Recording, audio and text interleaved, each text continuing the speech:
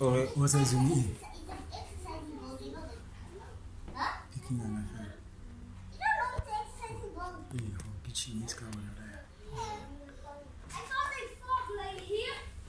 I'll tell you when to start.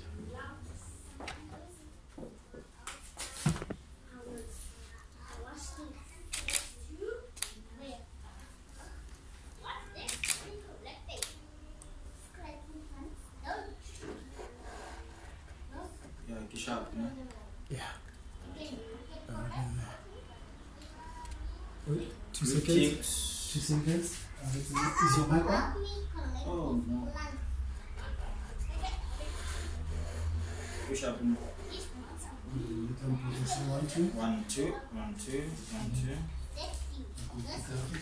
1, 2. Check 1, 2. 1, 2, 1, 2. Push up. Yeah, I'm running. Yes. 1, 2. Greetings in the wonderful name of our Lord Jesus Christ to all the viewers. Thank you for the invite, Mr. Msuku, dear brother and a friend of mine. So, today the message is about the Pharisees. And I thank God for you, Minister Llewellyn, for a very great piece that you have played. The Lord bless you, sir, for a wonderful worship. This is what the Father is looking for, the true worshipers. I thank you guys for what you are doing. In the book of Matthew chapter 5, verse 20. Matthew chapter 5, verse 20. Christ is talking about something very important here. He says, "For I say to you that unless your righteousness exceeds the righteousness of the scribes and the Pharisees, you will by no means enter the kingdom of heaven." This is from the mouth of Messiah himself. That your pass mark is if you exceed the righteousness of the Pharisees, the righteousness of the scribes. He says that you will not enter the kingdom of heaven. In other words, just after the righteousness of the Pharisees, there is a door of heaven. They are the most closest people to the kingdom because they are a direction for the believers of Christ. If you are a believer in Jesus as the Messiah, then you should look the Pharisees and then check how they are living their lives and exceed that righteousness, says the Messiah.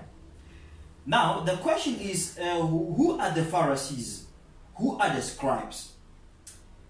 They date back to the times even before the first temple. So there have always been people who have always taught Israel.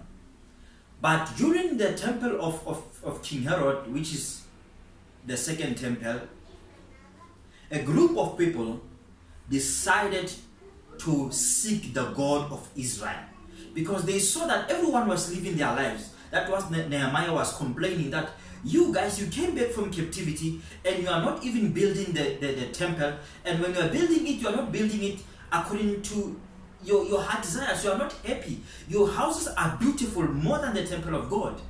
So Nehemiah spoke to the people. So Pharisees were people who decided, you know what, we are going to separate ourselves and seek the true God of Israel and teach him to the people. So it was, they didn't call themselves the Pharisees. It was the people who called them Pharisees, who called them the separate ones. So they separate the same way how Christianity came about. It is not Christians who call themselves Christians. It was the Corinthians who said these are the Christians because of how they live their life. So because of how the Pharisees lived their life, then the people said, okay, these ones are the separate ones. These ones are the Pharisees. But the word separate is also translated as holy. So These ones are the holy ones. So the Pharisees, there was no problem with them.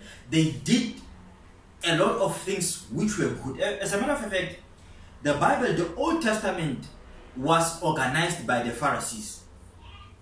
That's why Christ is saying the scribes, they are the ones who wrote.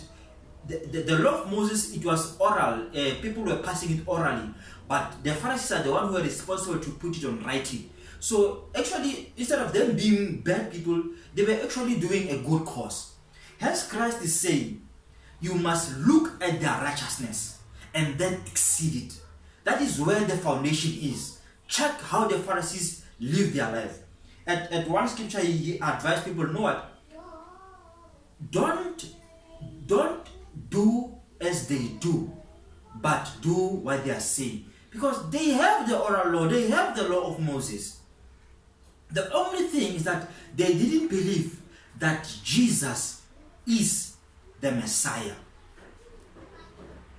So, I'm going to dwell on this to connect the Pharisees to the modern day church, or to the modern day Christianity as we know it, as we call ourselves Christians. I've shown you that the same way that Christians began their movement is the same way Pharisees began their movement. They didn't call themselves the Pharisees. Christians didn't call themselves Christians. It's people who saw how they lived. Then they say, okay, these ones are the Christ-like, the Christians. So, then the Pharisees, after deciding to teach the law, after deciding to separate themselves, so they became the holier than thou type of people. Of course they were holy because they were separate. Once something becomes separate, then it becomes holy. But the problem is that they saw other people as lesser holier than them. They were not able to point out sins. Like, you know what, we were not born in sin, but you were born in sin. That's the problem. That is the problem of Christians today. I was speaking to one of my sisters. I said, why are you not going to church? She said to me, I don't have clothes. I said, why is clothes a problem? She said, no, when you go there, the first thing they look at you is clothes. That is a Pharisaical mind. We are amongst the Pharisees in our midst. Because now we are living a life of holier than thou. When you see someone doing a wrong thing, you are saying, no, because I am a believer, I don't do this. But you are called to correct that person, not from a perspective of holier than thou, but from a point of living a good example. I will even go further to show you that the root of this mentality, the Pharisee mentality, that has taken over the church today. No, I'm talking about the church.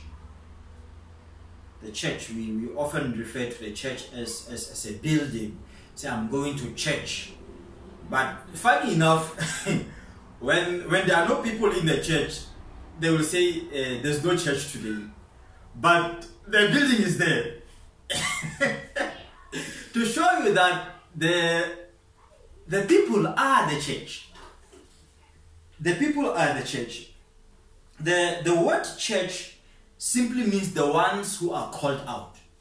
So if you want to be a church, God has to call you out. Call you out from where? Call you out from your traditions. Call you out from your father's house. Call you out from what you are used to. Call you out from other gods to himself. So, when God calls a person out, that person becomes a church. But there's a link between the church and the Hebrew people. The Hebrew are the ones who cross over. When Abraham the Hebrew, God called him out of his father's house. So Abraham did his own crossover. He was called out. So Abraham, he was a first church. So God called him out. So Abraham was a church on his own. So when God calls you out, then you are a church. Number 2, we have the people of Israel. We call them the Jews. The Jews are the praised ones. Their job is to praise. They are the praised ones because they are kings. So the kings are praised. When you are a church, your duty is to praise God. So you become a Jew. Number 3, we have Israel. Israel are those who hold on to the heel of God. So when you are a church, when you have faith in Christ, you are holding on to God. So you are an Israelite. But a lot of people having this knowledge, they've interpreted it as us replacing the original Jewish people. Instead, we are becoming one in Messiah. They are the original root. So the thing is that we are the crafted in, the Gentiles were crafted in from the original tree. Paul argues that they were blinded so that we can be put in. So you cannot separate Jews from Christianity. Christ says, I am of the Jews. Salvation is of the Jews. Salvation means Christ. Salvation means Yeshua. So Yeshua is of the Jews. Jesus is of the Jews. So whatever you do with Christianity, you must have a root of a Jewish type. Then you are not a Christian. If your root does not point to the Jews, then you have missed it. They are the core. The root is Abraham. That is their root. And they form the tree. Somewhere there, God crafted us in. And so much that they had to be blinded. The Pharisees, the problem is that they didn't teach the suffering Messiah.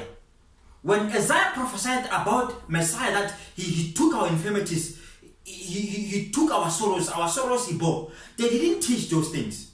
When the prophets prophesied that he will die for his people, they didn't teach those things because they didn't understand. If Messiah is a king, a glorified king, then why would he die for us? We are not sinners for him to die for us. They said that to him, that we are the children of Abraham. We were not born in sin. That is the problem. That when you are a Christian, when you are a church, when you are a believer, you now begin to see only the glorified Jesus. You are forgetting the suffering part of Christ. Tell me which of the apostles didn't suffer? Contrary to popular doctrines of the prosperity which you are being taught today. They are teaching you everything, the glory, glory, glory, glory. But Christ, Jesus, Yeshua, is the suffering Messiah. It's not so much the glorious one that you have been taught. When he comes as a king, it's totally a different story from the Lamb of God. And we are being taught that we should follow in his footsteps. Paul, Peter, all of them, they suffered for him. Where in your life can you point the suffering of Messiah in your life? Is there a scar in your life because of him? Then if you cannot do that, then you are far from the real truth. Let me tell you what is the truth. The truth is not what is right, what is wrong. Whatever God has established is the truth. Whether it's right, if it's wrong, according to my own morality, but if God established it, then it becomes the truth. If it's right and God has established it as a wrong thing, then it is no longer the truth, it becomes false. Because he is the truth. What he established as truth, that is the truth. I want to read the book of 2 Kings chapter 18 verse 4. 2 Kings chapter 18 verse 4.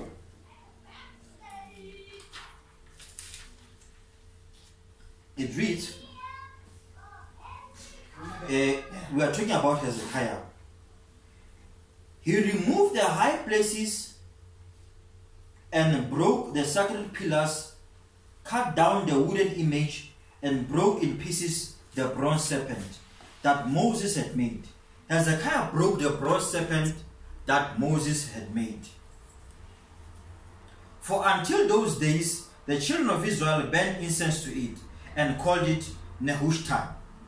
Now, the bronze serpent, Moses gave them the serpent it was an instruction by God that because they were bitten by snakes, God says, look and make a bronze serpent so that when they look at you, they will be healed. That is the instruction. But now, as they moved away from God, the bronze serpent was still there, and Moses was no more there. Joshua was no more there. It was now the time of kings, and the serpent was still there. They wanted to initiate the divine, because they were now far from God. They were now beginning to burn incense, because incense is a sign of prayer. When incense is burned, incense is a sign of God is receiving our prayer. So they wanted God to hear prayers. But now, the Nehushtan, the bronze serpent, was no longer a source of salvation, but it was now a source of demise. It was now something which was bringing them destruction. It's everywhere today.